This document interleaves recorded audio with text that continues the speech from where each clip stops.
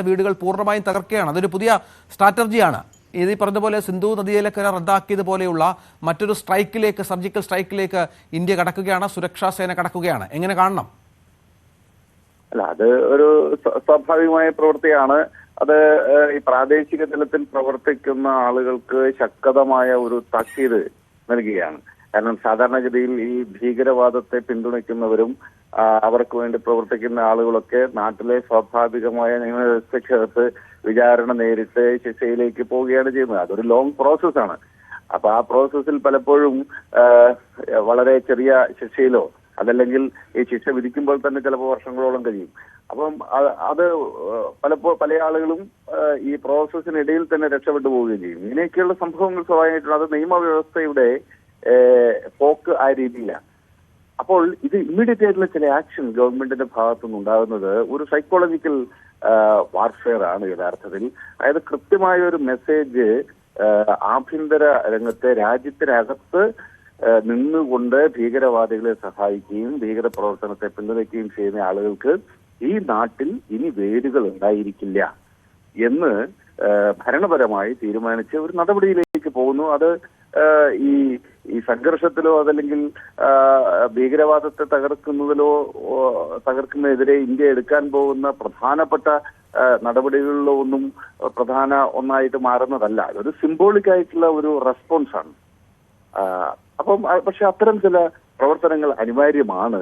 കാരണം രാജ്യത്തിനകത്ത് നിന്നുകൊണ്ട് രാജ്യത്തിനെതിരെ പ്രവർത്തിക്കുകയും നമ്മുടെ സഹോദരങ്ങളെ കൊലക്കി ഒടുക്കുകയും ചെയ്യുന്ന ആളുകൾക്ക് ഈ നാട്ടിൽ വേരുകൾ ഉണ്ടായിരിക്കില്ല. അവർക്ക് ഇവിടെ സുഖമായി പിന്നെ താമസിക്കാനോ ഈ രാജ്യത്തിന്റെ ഭരണഘടനയുടെ സംരക്ഷണവും നിയമത്തിന്റെ സംരക്ഷണവും ഒക്കെ ആസ്വദിച്ചുകൊണ്ട് വീണ്ടും ഇവിടെ തുടരാൻ കഴിയും, സുഖമായി ഇവിടെ ജീവിക്കാൻ കഴിയും എന്നുള്ള അവസ്ഥ തീർച്ചയായിട്ടും ഇല്ലാതാക്കും എന്ന വ്യക്തമായ സൂചന അത് നൽകുന്നുണ്ട്.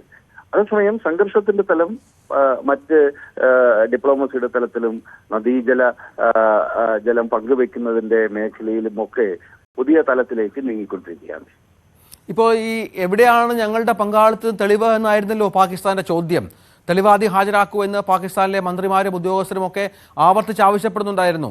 ഇപ്പോൾ തെളിവുകൾ ഇന്ത്യ കൈമാറി എന്നാണ് മനസ്സിലാക്കുന്നത്. 40ഓളം ലോകരാജ്യങ്ങളുമായി സംസാരിച്ചു കഴിഞ്ഞു നമ്മുടെ ഉദ്യോഗസ്ഥരും പ്രധാനമന്ത്രിയും മറ്റും. തെളിവുകൾ ഹാജരാക്കി എന്നുള്ളതാണ്. അപ്പോൾ കുറച്ചുകൂടി പിന്തുണ ആർജിക്കുക ലോകരാജ്യങ്ങളുടെ ആഭ്യന്തര സുരക്ഷിതത്വമാണല്ലോ സമീപകാലത്തായി ലോകം നേരിടുന്ന ഏറ്റവും വലിയൊരു കൺസേൺ. അതിലേക്ക് ഇന്ത്യക്ക് ഇനിയിൽ കൂടുതൽ അംഗീകാരം ലഭിക്കുമെന്ന് കരുതാം അല്ലേ പാകിസ്ഥാനെതിരായ നടപടികൾക്ക്? പാകിസ്ഥാനെതിരായിട്ടുള്ള നടപടികൾക്ക് കൂടുതൽ അംഗീകാരം ലഭിക്കും എന്ന കാര്യത്തിൽ തർക്കമില്ല. ലോകത്തിലെ പ്രധാനപ്പെട്ട രാജ്യങ്ങളെല്ലാം ഇന്ത്യയുടെ കൂടെയാണ്. പക്ഷേ ഇതിനകത്ത് ലോകത്തിൽ കളക്റ്റീവ് മെഷർ ഫോർ സെക്യൂരിറ്റി തുടങ്ങിയ ആശയങ്ങളൊക്കെ വളരെ ദുർബലമായിക്കൊണ്ടിരിക്കുന്ന ഒരു ലോക സാഹചര്യമാണ് നിലവിലുള്ളത്. ഐക്യരാഷ്ട്ര സംഘടനയ്ക്ക് ലോകത്തിൽ എവിടെയെങ്കിലും ഒരു യുദ്ധം തടയാൻ കഴിയുന്ന ഒരു ശേഷിയും ഇപ്പോഴില്ല. അത് ഉക്രൈൻ സംഘർഷവും ഗസ യുദ്ധവും ഒക്കെ നമ്മൾ കണ്ടതാണ്. ഇതിലൊന്നും ഇടപെട്ട് ഈ സംഘർഷം പരിഹരിക്കാൻ അതിന് കഴിയുന്നില്ല. അപ്പോൾ ബാലൻസ് ഓഫ് പവറാണ് വളരെ പ്രധാനപ്പെട്ട സംഗതി എന്ന് വരുമ്പോൾ ഇന്ത്യക്ക് സ്വന്തം നിലയ്ക്ക് അതിന്റെ ശക്തി പ്രകടിപ്പിക്കാൻ പറ്റുമെങ്കിൽ മാത്രമേ ഇനി ഈ ഭീകരതയെ നമുക്ക് ഇല്ലാതാക്കാൻ സാധിക്കുള്ളൂ. മറ്റു രാജ്യങ്ങളൊക്കെ നമുക്ക് പിന്തുണ പ്രഖ്യാപിക്കും, ഒരുപക്ഷെ നെടുങ്കൻ പ്രസ്താവനകൾ ഇറക്കിയേക്കാം, മനുഷ്യാവകാശത്തിന്റെ തലത്തിൽ നിന്നുകൊണ്ട് ശക്തമായി ഇതിനെ അപലപിക്കും, സൗഹൃദം പ്രഖ്യാപിക്കും എന്നതിനപ്പുറത്തേക്ക് ഗ്രൗണ്ട് റിയാലിറ്റി ഇന്ത്യയുടെ യുദ്ധം ഇന്ത്യ തന്നെ നടത്തണം. അത് മറ്റു രാജ്യങ്ങളൊന്നും നടത്തില്ല. അപ്പൊ നമ്മൾ നയതന്ത്ര തലത്തിൽ മറ്റു രാജ്യങ്ങളുമായി ബന്ധപ്പെട്ട് അവരുടെ പിന്തുണ ആർജിക്കുന്നത് ഒരു സമാന്തരമായി നടക്കണം. പക്ഷേ ചെയ്യാനുള്ള കാര്യം അതല്ലല്ലോ. അതല്ലെങ്കിൽ ഈ രാജ്യങ്ങള് ഇപ്പം അത് പറയുമ്പോൾ തന്നെ ഒരു പ്രധാനപ്പെട്ട കാര്യം പാകിസ്ഥാനെ സംബന്ധിച്ചിടത്തോളം വളരെയധികം സ്ട്രാറ്റജിക് ആയിട്ടുള്ള സാധ്യതകൾ ഇപ്പോൾ ഉണ്ട്. കാരണം ചൈനയുടെ പിന്തുണ അവർക്കുണ്ട്. ബംഗ്ലാദേശിലുണ്ടായിട്ടുള്ള ഭരണപരമായ മാറ്റം ഇന്ത്യക്ക് അത്ര സുഖകരമല്ല.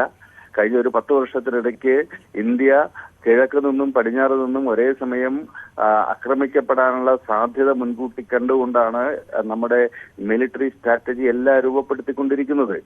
പാകിസ്ഥാൻ ഒറ്റയ്ക്കല്ല, മറ്റ് ലോകരാഷ്ട്രങ്ങൾ റഷ്യയും യൂറോപ്യൻ യൂണിയനും UK-യും ഫ്രാൻസും അമേരിക്കയും ഒക്കെ ഇന്ത്യക്ക് മുദ്ര പ്രഖ്യാപിക്കുന്നു. അവരൊന്നും ഇവിടെ വരാൻ പോകുന്നില്ല. അവരൊന്നും നമ്മുടെ മണ്ണിൽ വന്ന് നമുക്ക് വേണ്ടി യുദ്ധം ചെയ്യുന്നില്ല. പക്ഷേ അതിർത്തിയിൽ പാകിസ്ഥാന് അനുകൂലമായി തന്ത്രപരമായി ഇടപെടൽ നടത്താൻ ചൈനയ്ക്ക് കഴിയും. അത് വലിയ പ്രതിസന്ധിയാണ്. നമ്മൾ വളരെ ലളിതമായിട്ടുള്ള കാൽക്കുലേഷനകത്തല്ല. നമ്മുടെ സൈന്യത്തിന്റെ ശക്തിയും പാകിസ്ഥാന്റെ സൈന്യത്തിന്റെ ശക്തിയും ഒക്കെ പരസ്പരം പരിശോധിച്ച് ഇന്ത്യ അതിശക്തമായ ഇതിനെ നേരിടാൻ സാധിക്കും എന്നുള്ളതൊക്കെ വാസ്തവമാണ്. പക്ഷെ ആ കണക്കുകൾ പലപ്പോഴും 2+2=4 ആയിരിക്കണമെന്നില്ല. മറ്റൊരു പ്രധാനപ്പെട്ട കാര്യം എന്ന് വെച്ചാൽ ഈ കാശ്മീർ വിഷയം എന്നുള്ളത് ഇന്ത്യയും പാകിസ്ഥാനും തമ്മിലുള്ള ഉഭയകക്ഷി പ്രശ്നമാണ് എന്ന പൊതുധാരണ ഉണ്ട്. പക്ഷെ അത് ശരിയല്ല. അതൊരു ത്രികക്ഷി പ്രശ്നമായി മാറിയിട്ട് എത്ര കാലമായി?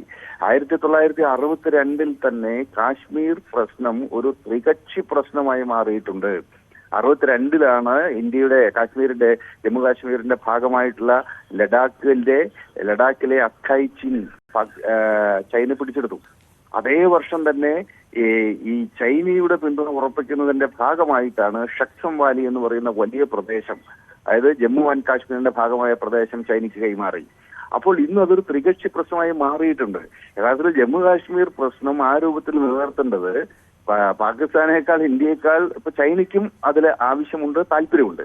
മാത്രവുമല്ല ഈ ഷക്സം വാലിയിലൂടെയും ഗിൽജിത്ത് ബാൾട്ടിസ്ഥാൻ മേഖലയിലൂടെയുമാണ് ചൈനയിൽ നിന്ന് പുറപ്പെട്ട് പാകിസ്ഥാനിലെ ഗുദാവ് തുറമുഖത്തിൽ അവസാനിക്കുന്ന ഈ എക്കണോമിക് കൊറിഡോർ. അപ്പൊ ഇത്തരം ഘടകങ്ങളൊക്കെ പരിശോധിച്ചിട്ട് മാത്രമേ ഇന്ത്യക്ക് പോകാൻ പറ്റൂ. അപ്പൊ ഞാൻ പറഞ്ഞു വരുന്നത് ഇതിനെയൊക്കെ നേരിടാനുള്ള കരുത്ത് ഇന്ത്യയിലേക്കുണ്ട് എന്നുള്ളത് സംശയമില്ല.